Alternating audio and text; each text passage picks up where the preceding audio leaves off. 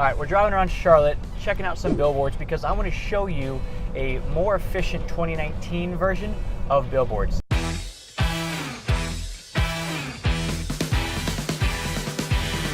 I see them all the time driving on the highway, billboard after billboard, and it's just kind of the spray and pray method. So I'll show you some billboards and then I'll walk you through exactly what I would do to take that billboard effect and take it from a shotgun approach to a sniper rifle approach and only get your message out to those that may care about what you have to say. Before we jump into all this, do me a favor, if you like content like this, hit the subscribe button so you don't miss out on all the other great stuff that we're bringing you. So one of the things that as I'm driving, it makes sense that billboards probably work to a certain extent if there's more than just the driver in the car. But the problem is I'm focused on the road. Here in Charlotte, the lanes are pretty narrow, so the last thing I want to do is actually stop and like look at all these different billboards. And then to throw on top of that, you got ones that are off to the right side that you can kind of see. The left side ones, you can't really see at all, meaning I had to look across this highway to look at a billboard up there, and as like the only person driving, I'm probably not going to do that, but people are still paying for that. I bet it's probably cheaper to actually have like a left side one, like the Geico one right here, or the, Enroll Today ones, but it's tough. It's super hard to actually see these billboards when you're driving, and it's almost dangerous. Here's how we would actually position something like this in 2019 if billboards used to work for you. There's only one real way. There's a couple ways really, but the one that we want to focus on is going to be Facebook. And there's 4 main reasons why Facebook is the new version of billboards, and it's almost crazy that a lot of these companies are still spending money on these old school tactics. And here's the first one: targeting. What does targeting mean? You can tell Facebook or any other channel that you're running on, but we're gonna go on Facebook again. This is who I want to show this ad to. So let's say when we were driving, we saw the Geico advertisement. For Geico, they do insurance. Does it make sense that their billboard is being shown to somebody under the age of 16? Probably not. So what you can do with targeting is you can actually specifically say to Facebook, hey look, I don't really want to show it to people under 16. All right, if you're a kitchen remodeler, does it make sense to show your services to somebody under the age of, say, 30? Probably not. And yes, there's gonna be an anomaly out there that some 28-year-old came to you and said, I want to spend 40 grand on a kitchen. It's not really that likely. So why not put all your money into a very targeted, very specific approach of who you want to actually show your advertisements to on Facebook. Think about who's your ideal client. In the trades, it's mostly women, all right? Even if men are the one calling you up, a lot of times it's gonna be women that are actually the ones that are driving the force behind it.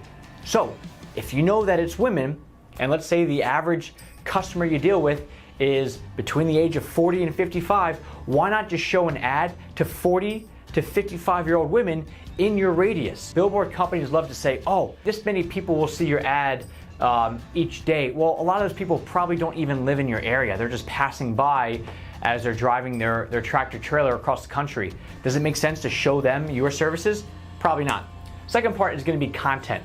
What does content mean? Content is going to be, you get to actually show them pictures or videos or whatever it is, and you can swap this out as much as you want. On a billboard, if you put up a picture, you're probably stuck with that picture for your entire contract.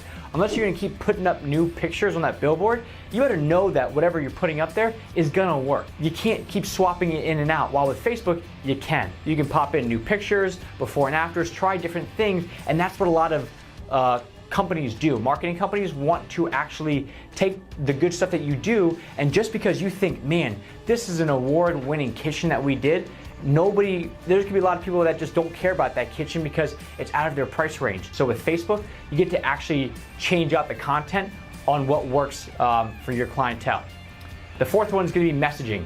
When you speak to somebody, let's say you're a kitchen remodeler again, the way that you're gonna sell a kitchen to a 55-year-old versus a 30-year-old is completely different because they probably want it for different reasons. A 30-year-old could be moving into their first home. A 55-year-old is on their way out, right? They probably want to entertain. They probably want to have Thanksgivings at their house and they want a bigger kitchen. So the way that you're going to sell to one person is completely different than the way that you're going to sell to somebody else.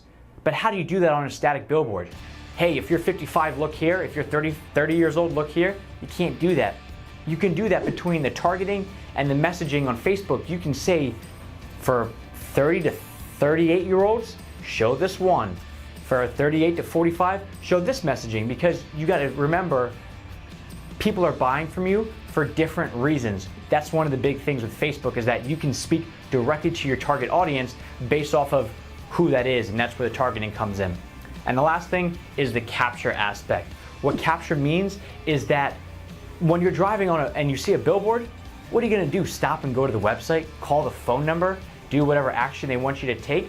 The only time that I'm going to do the action that I have up there is going to be when it says Cracker Barrel is in 3 miles up, make a right on exit 64. Facebook, you can actually say, click this button and go here. Hey, fill out a form to do this. You can't do that on billboards. There is no button, and plus, if you're telling people to pull out their phone, like, I would be shocked if they don't come down hard on you and say, yeah, you can't do that. Like, that's distracted driving. You can actually capture people right there, right as they see your ad, to then go right to the website or do whatever action you want them to take, because they're scrolling on Facebook. They're just hanging out. They shouldn't be driving, but they might, but they shouldn't. So that's the difference between a billboard and Facebook. 4 big things. 1, targeting. Don't waste your money on people that are never gonna buy from you, even though the billboard companies say, oh, you'll see 25,000 people on a daily basis. Half of those are never gonna be your customer anyway, because they're either too young, too old, too poor, not in your area, whatever it is. Content, swap stuff in and out. The new project that you just did that you're super proud of, you can pop that in there for the ad. Messaging, speak to people differently depending on where they're at, their age ranges, their locations. Like, you can run an ad saying, let's say I'm here in Charlotte, I can run one just to people in a certain neighborhood and say, hey, Dilworth neighborhood, right? So now they're going, oh wow, they're talking to me. And finally, you get to capture them right there. Don't just show an ad and go, all right, well, whenever you're ready, we're ready. Tell them what to do next. Hey, go to my website. Hey, fill out a form. Hey, download this, and you'll be good to go.